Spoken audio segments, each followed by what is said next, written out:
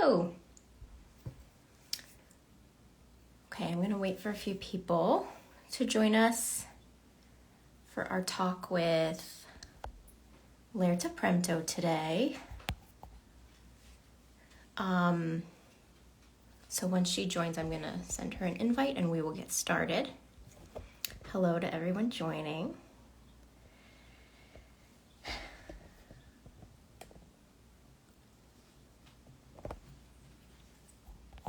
Let's just give this a couple minutes.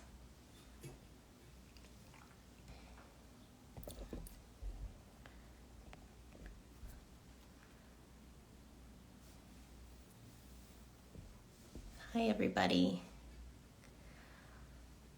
We're gonna get started talking to Laerta in just a few. Once she joins us, I will invite her in and we'll start chatting with her about her creative process and all kinds of other things. We do have another event with her coming up this weekend, so we'll get into all the details with her. Hello, hello. Let me see if I can actually just invite her.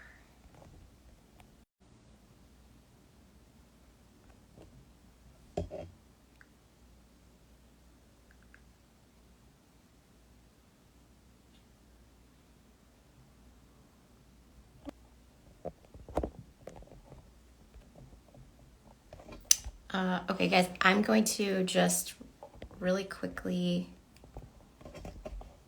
just give me 1 second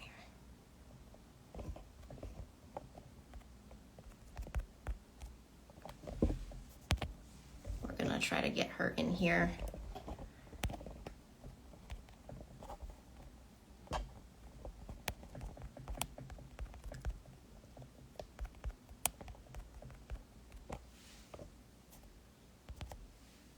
Here we go. Hello, Laerta.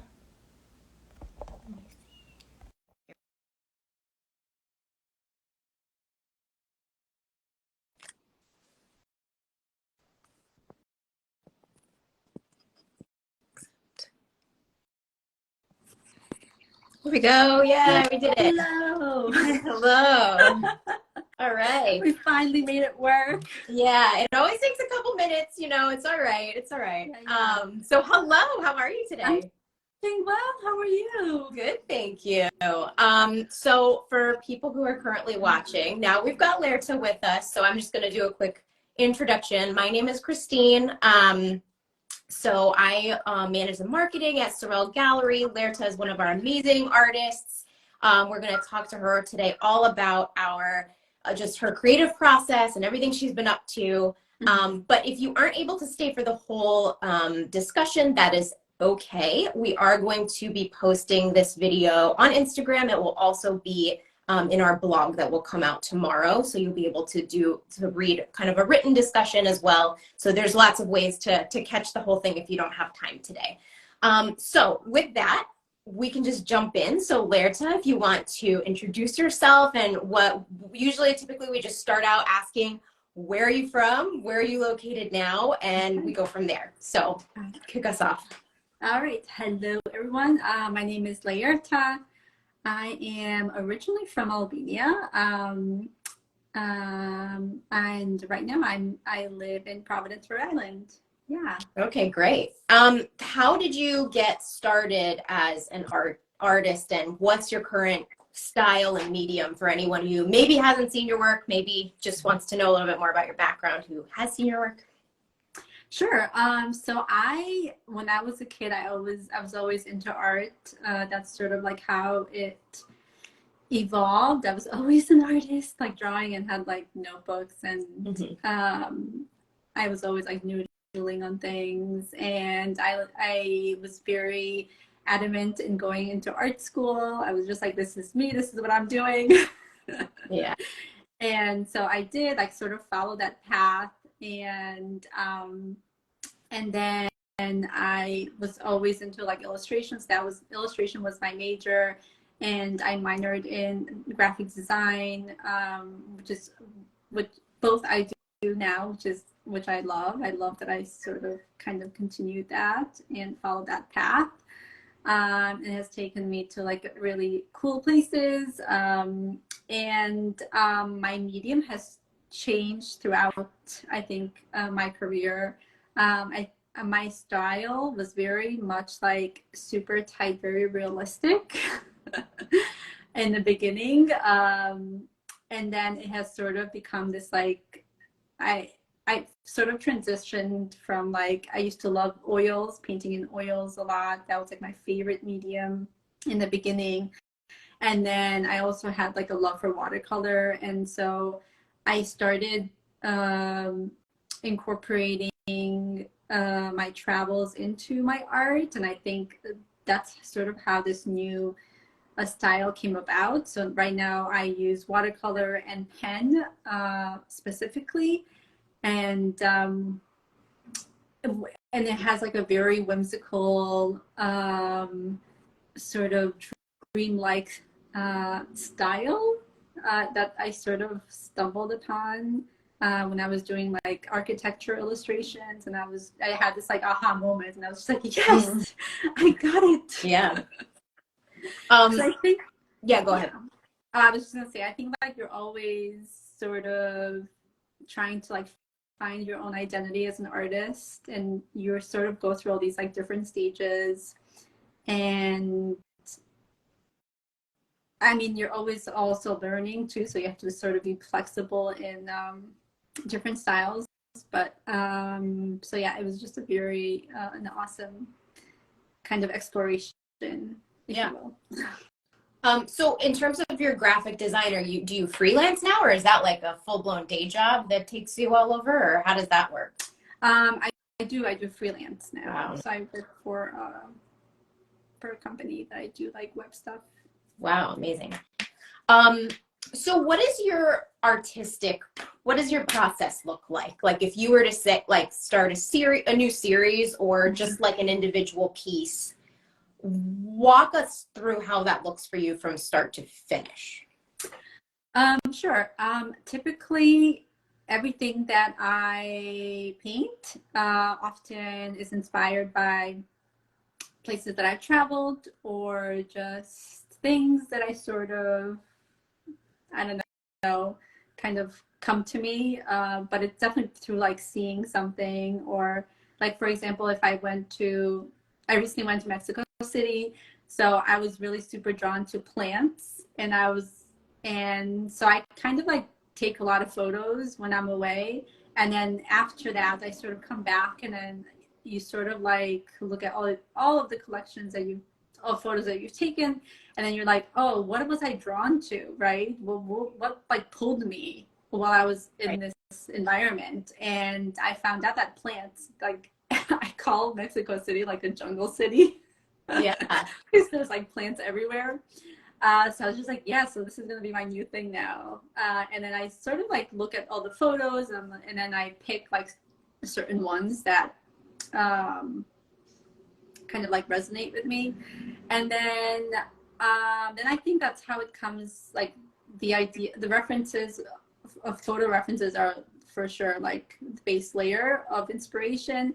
And then sort of ideas sort of come to you, and I'm sort of like in that process now. And so yeah, I think I would have to say photos, sketches, and then you start sort of developing an idea, and then you start painting, and then I always like leave room for other things to explore. Like I don't really have like a set, like this is what I'm gonna paint, like that's it. Like because I think you have to be flexible in some ways. And I think like as an artist, that's important too, to like be super flexible in your ideas, because you just never know when you start one thing and then you end up in this other, exploring something else. I don't know. It's just, I don't like to be put in like a little box. Yeah. Definitely, like just leaving the doors open for you to walk through later. Absolutely. Exactly.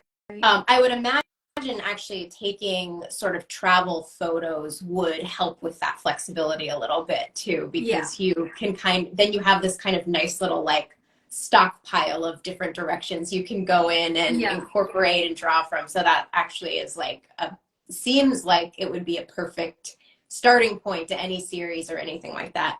For sure. I mean, and like you can definitely do your own research, like go on I could go on websites and like look at photos, or go on Pinterest and be like, oh cool, that was cool. But like there's something really cool about having your own reference photos. Yeah. And absolutely. Then it's you from start to finish. It's like you've injected this like from the first second that you've been working on it. I totally it's like on a more personal, intimate level. Like yes. Yeah, that's just pure Laerta right there. Yeah. So this is like a two sides of a coin question in terms of this process. What's the most rewarding part of the process? And then on the flip side, what's the most challenging part of the process? I think the most rewarding is like the final product and then people reacting to it, or having someone sort of find so much joy in like owning a piece of my art. That is just I'm like, that's it, I made it. It's like it's a fantastic feeling. I'm like getting teary-eyed. But it's like a really cool, it's like an incredible feeling. I don't know, it's just like really cool. Sorry. No, that's okay. That's amazing. Like I think that just like proved your point that it's like such an emotionally rewarding thing to have something you make. I mean, I think artists often, there's a vulnerability to making art. You're putting a little bit of yourself and a little bit of your ego and all these things down on paper or canvas or whatever it is for you. And for someone to say, I want this so much in my space that I want to pay money for it, which is like a huge piece that like, you're like, oh my God, someone actually like wants like their hard-earned money. They want to spend it on something I made. But then not only that, but they want to look at it every day, or they want to gift it to somebody. Like that's it is totally an emotional process. For sure. So I completely understand what you're talking about. I mean, obviously I work in art sales and marketing, so I get it 100%. It does. I always get emotional about it. I don't know. It's like a really interesting reaction. But it's like such a fulfilling reaction. It's just like it gives me so much joy and encourages me to create more. So it's sort of like this win-win. Yeah. Oh, totally a win-win. Yeah, absolutely. That's amazing. So what about challenge? The challenge, I think, is always the beginning for me. Because I think that's like, it's like, you're looking at like a blank canvas and you're like, oh, great, I have to fill this now, So that's always the challenge, is starting. But I think it's like everything in life. Yeah. If you can like compare it to that, that's sort of like a lesson for me too. So starting definitely, but it's like a slow process. So you sort of have to slowly get there. But once I get there, then I'm just like, I move super fast with it. Yeah. Do you this is sort of a kind of logistical technical question, but do you start with a pencil sketch and then go in with paint and then do pen over, or are you just like jumping in with watercolor and go, we're gonna cover the paper right now, or how do you No, I usually just Oh wait, we lost your audio.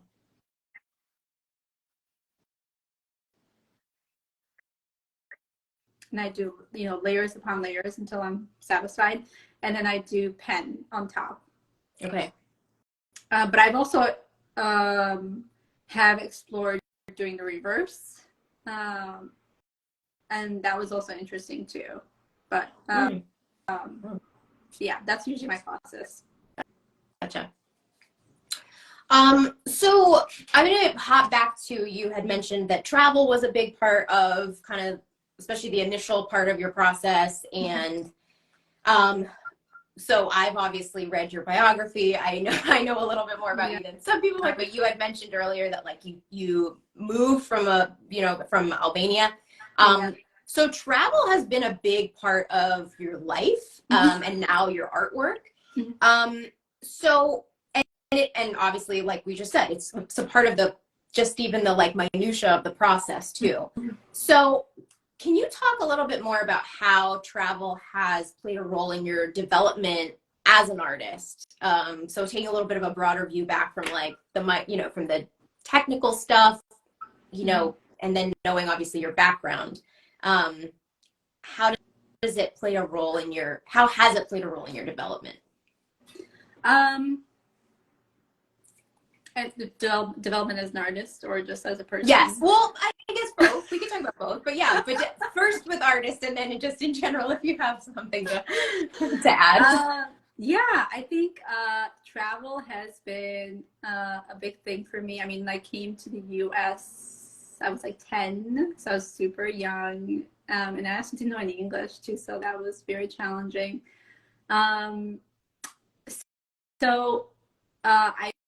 went to, and it was like such a traumatic experience for me coming here because it was such a culture shock. And I remember being like, I never want to travel again. I don't want to experience this again. It was such a challenge, I was just like, I don't want this again. Yeah. But then when I was in college, I went out to art school. I traveled to Sicily, and it was just like, and it was an art experience. I was painting on location, and then going to this new beautiful place I had never been, and then it sort of like awakened this desire to like travel so much. And so it sort of reawakened my artistic creative side, and then also this other new passion ignited, and sort of at the same time. And then that really opened me up to exploring my art more and sort of developing like my independence as an artist, but also as like a person. Sort of has helped me become, I guess, more independent in a way.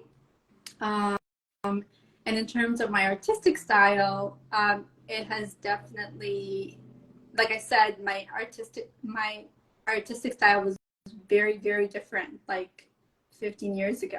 Right. I would paint like super realistic, like but I wasn't really, but I didn't really have, my personality really like wasn't in it, but I think as I grew older and more aware of myself and my interests, and my personality sort of now matches my artistic style. Yeah. And so if that makes sense. No, it totally makes sense. Yeah, 100%. I also love that, when you were talking about when you finally traveled again and you went to Sicily, there was this kind of reawakening because you're painting in a new place. Mm-hmm. I'm kind of piecing things together for you here a little bit, but I love it because it feels almost like when you were talking about how hard it was not knowing any English and the culture shock, mm-hmm. Art really transcends verbal language in many ways. And I think that's so cool that you kind of had this experience where you were like, oh, I'm not limited by linguistic barriers anymore. Mm-hmm. And I can kind of experience a culture without knowing the language, and I can have my own take on it, my own interaction with it that doesn't really have anything to do with speaking Italian or English or anything like that. So I think that's actually the best thing about art, really. And you kind of captured it in this like little trip, little school trip to, not little, it was a pretty significant school trip to Italy. But so I just kind of hearing you talk about that, I love that, because I think that's the idea, right? Like that we can communicate with people through these things, and you can put yourself into something and someone will go, that's beautiful, I would like to see that in person, or that's beautiful, I love how how this artist showcased this. So yeah, I mean, I think that's really incredible, that kind of way that you like tied up your art and travel experience in a nice little bow. It's almost like, it's almost like I'm going to these places, but I'm trying to like make sense of it, as you know what I mean? There's this like, and you're right, like I love the way that you beautifully like articulated that.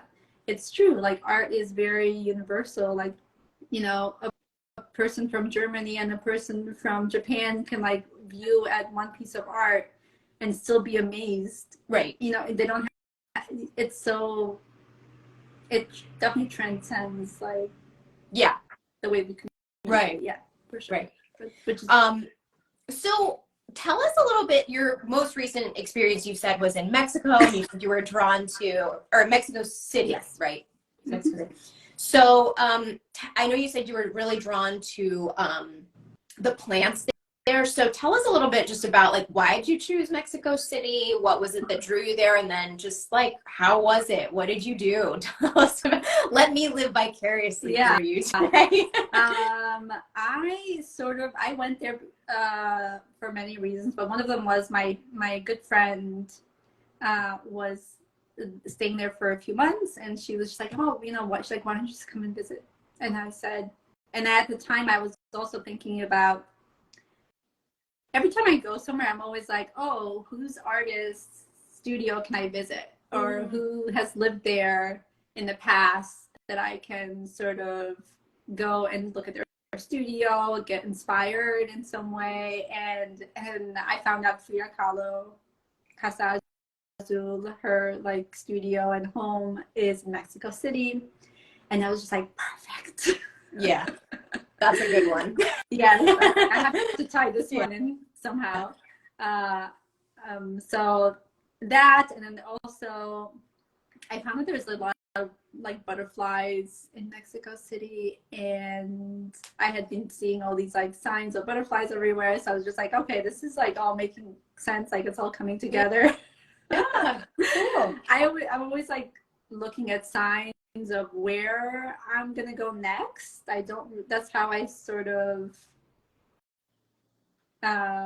travel. Like I don't I don't know, that's just how it works, I guess. Yeah.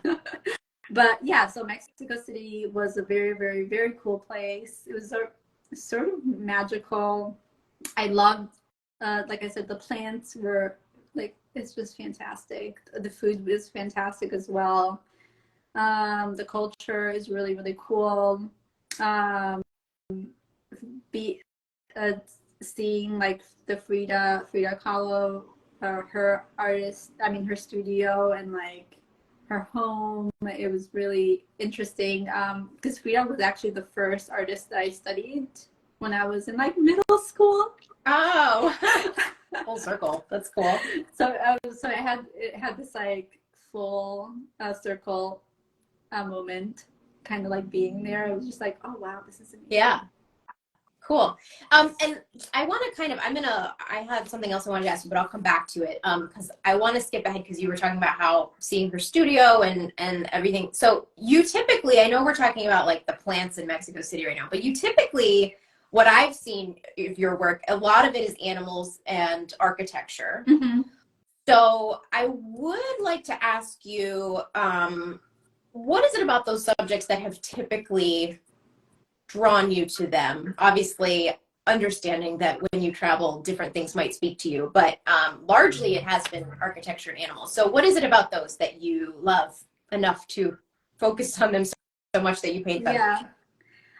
So I did architecture first.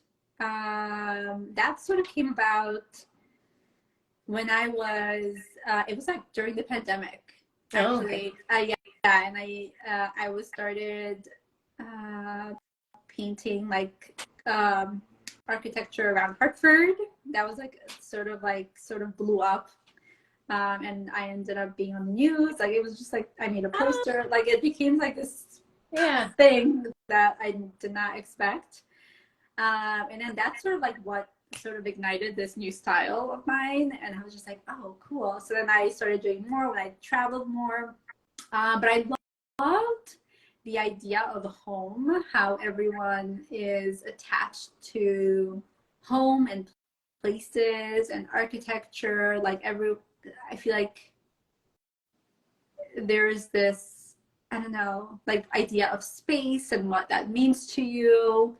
So that's sort of like where I took the architecture part. That's like sort of where it came from. And then the animals,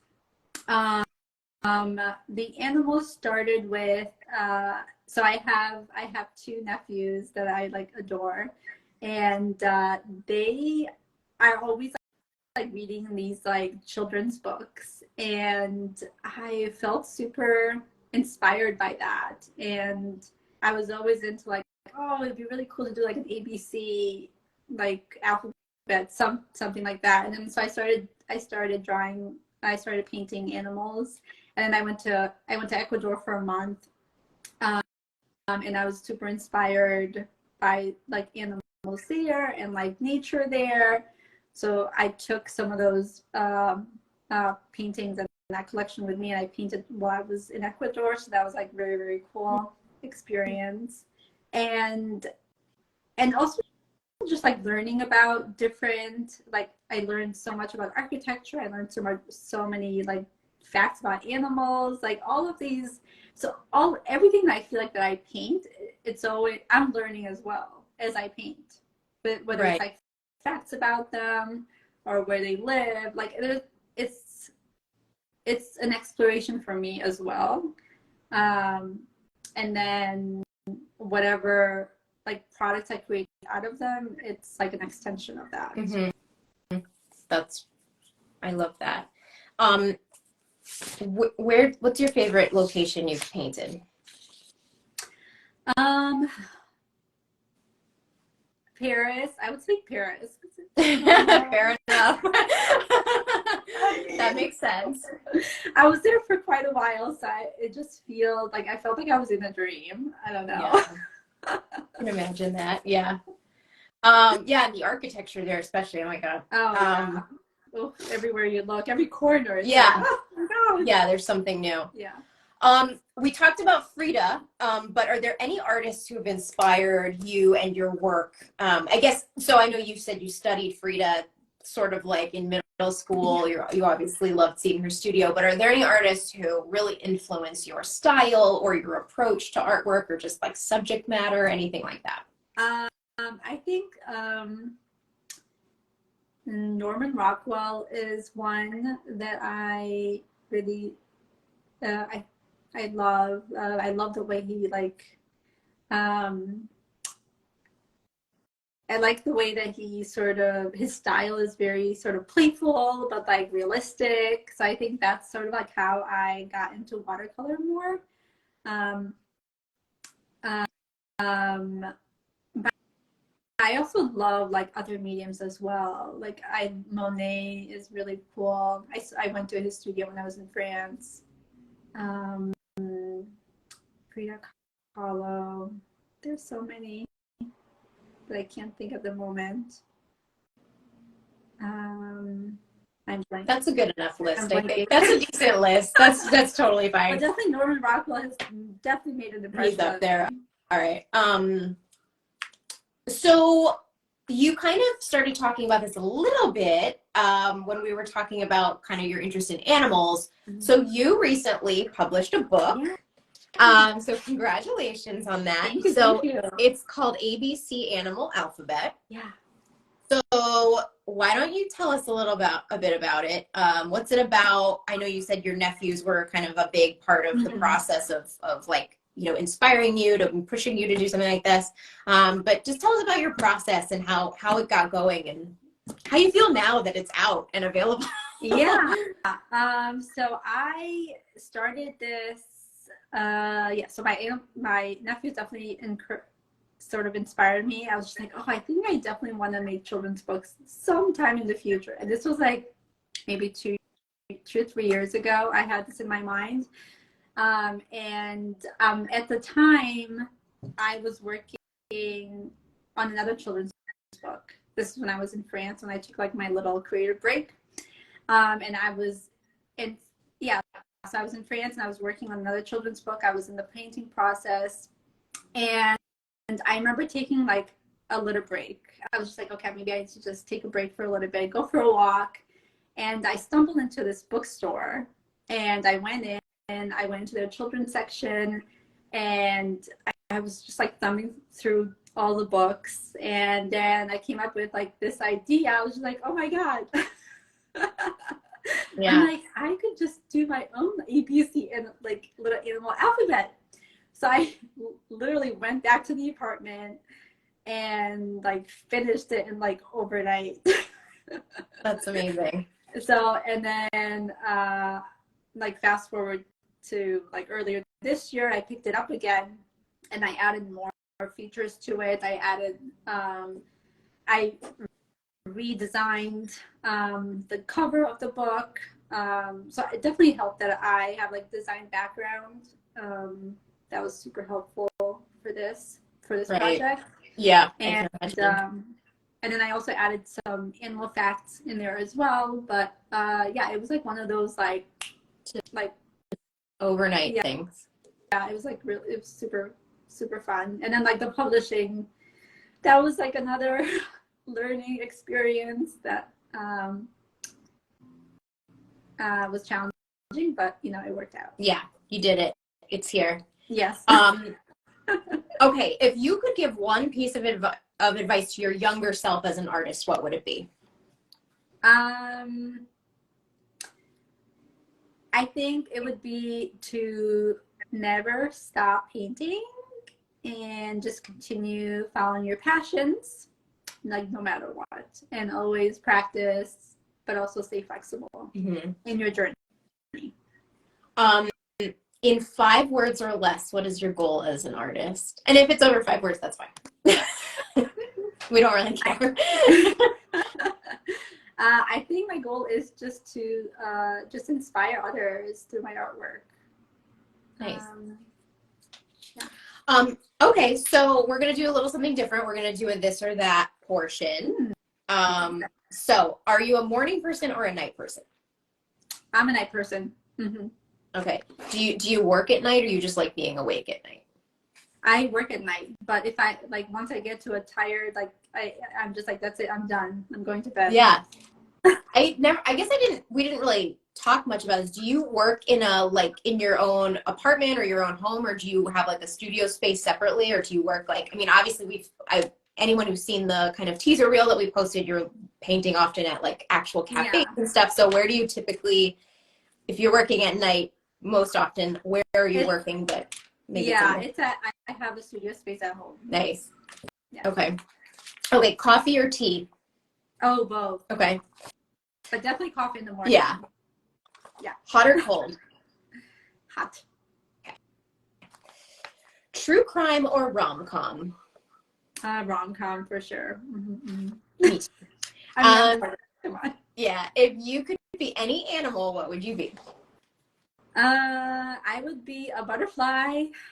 Okay, so I mean, really Mexico City was your really, was a really good spot for you. For sure. Like the butterflies there were like giant. They're so huge too. You're like, what? Yeah, that's cool. That's amazing. And lastly, to wrap up, what is your favorite place on earth? And this could be for painting or just in general, let's say. So I don't really have a favorite place because I will fall in love with everywhere I go. I always find something to love. But if I have to pick a favorite country, it's still France, number one. Okay. I will probably live there at some point. Nice. I'm manifesting. Okay. That's a good goal. Right. That's a very good goal.